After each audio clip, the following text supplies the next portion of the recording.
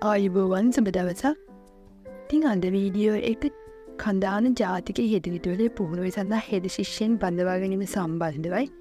ඉතින් මම මේ නෝටිස් එක ගත්තේ plusinfo.lk කියන වෙබ්සයිට් එකකින්. ඉතින් මම ඒක ඕගොල්ලන්ට දාගෙන ඔයාලට පුළුවන් ඒ ඊට වැඩිදුර විස්තර බලාගන්න. ඉතින් අපි බලමු මොකක්ද මේකේ සඳහන් වෙන්නේ කියලා.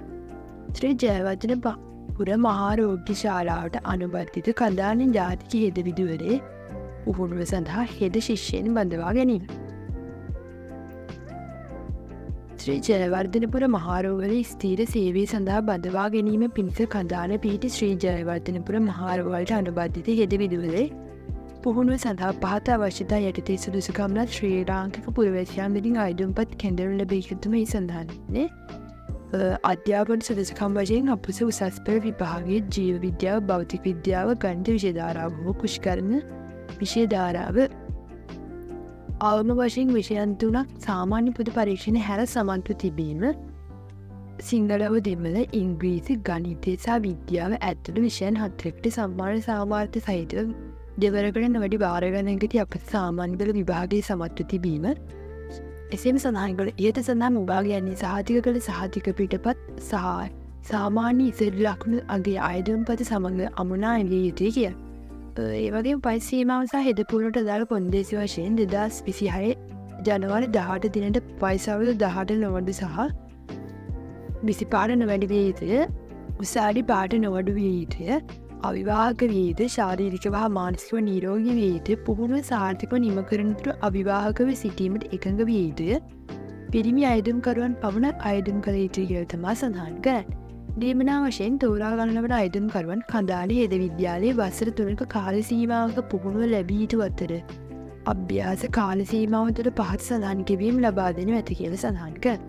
පළමු වසර සඳහා මාසයකට රුපියල් 41317ක්, දෙවන වසර සඳහා මාසයකට රුපියල් 43730ක්, දෙවන වසර සඳහා මාසයකට රුපියල් 46310ක් වශයෙන් ගෙවනවා කියලා තමයි සඳහන් කරන්නේ.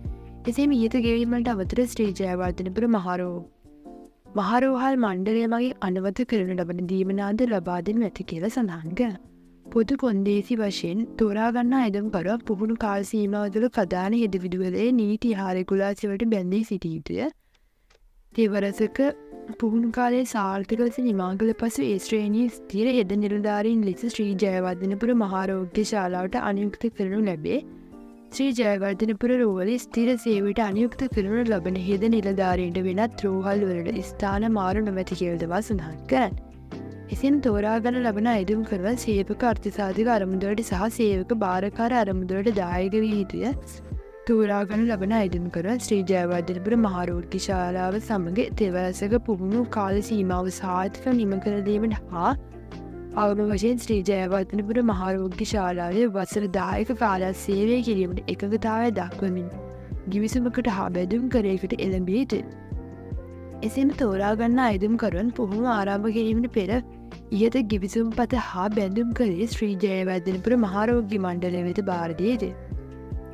ඉහත සඳහන් ගිවිසුම්පතේ කොන්දේසි කඩ කරනු ලැබේ නම් අභ්‍යාසලාභියා විසින් රුපියල් ලක්ෂ 3ක අපකරය හා අභ්‍යාසලාභියා වෙනුවෙන් රෝහල් මණ්ඩල දැරූ සියලු වියදම් ශ්‍රී ජයවර්ධනපුර රෝහල් මණ්ඩල වෙත ගෙවිය යුතු වන්නේය. පුහුණුව ලබන කාලය තුළ විනය කඩකිරීමක් හෝ ශාරීරික හා මානසික යෝග්‍යතා නොවන බව තහවුරු වුවහොත් පුහුණුව අත්හිටවීමට සිදුවනු ඇත. එසේම ඉල්ලා ඇති නියමිත සුදුසුකම් නොමැති බව හෝ වංචනික තොරතුරු ඉදිරිපත් කර ඇති බව තහවුරු වුවහොත් පුහුණුව අත්හිටවීමට සිදුවේ කියලා තමයි සඳහන් කරන්නේ. ඉතින් මේ සඳහා අයදුම් කරන පිළිවෙල වශයෙන් ඉහත දක්වා ඇති සුදුසුකම් සම්පූර්ණ කර ඇති අයදුම්කරුවන් ඈහි සඳහන් කොන්දේසි සමග එකඟ වන්නේ නම් පමණක් 2026 දිනට පෙර අධ්‍යක්ෂක ශ්‍රී ජයවර්ධනපුර මහාරෝහල තලපත් පිටින් උගේගොඩ යන ලිපිනයට අයදුම්පත් යොමු කළ යුතුය. කවරේ වම් ඉහළ කෙළවරේ ශිෂ්‍ය හෙද නිලධාරීන් සඳහා අයදුම්පත් යන්නේ සඳහන් කළ යුතුය. අධ්‍යක්ෂ ශ්‍රී ජයවර්ධනපුර මහාරෝහල තලපත් පිටින් උගේගොඩ කියලා තමයි සඳහන් කරන්නේ.